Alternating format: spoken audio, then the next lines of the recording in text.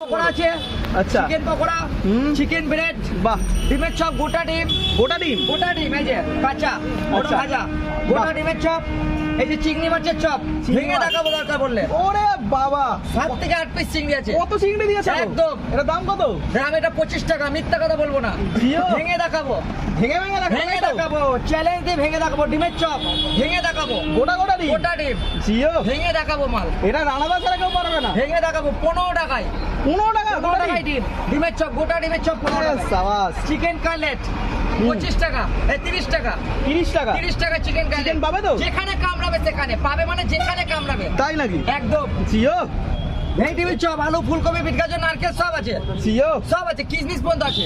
দাদা একটা কথা বলে, এত বলো। এনার্জি পাচ্ছ করতে? আমার দাদা এনার্জি না হলে ব্যবসা হবে না। ব্যবসায় খরিদ্দারের সঙ্গে গল্প করবো, হাসবো, টাইম কেটে আমার খুব ভালো লাগে। আরে আমার যে সাবাস। খরিদ্দার আছে সেই খরিদ্দারের সঙ্গে আমি গল্প করি, টাইম কাটে আমার খুব ভালো লাগে। আচ্ছা দাদা খেতে হলে কোথায় আসতে হবে? খেতে গেলে আসতে হবে কাটুয়া বাস স্ট্যান্ড, নেতাজি মার্কেটের উল্টো দিকে জর্দা সেন্টারের সামনে। আচ্ছা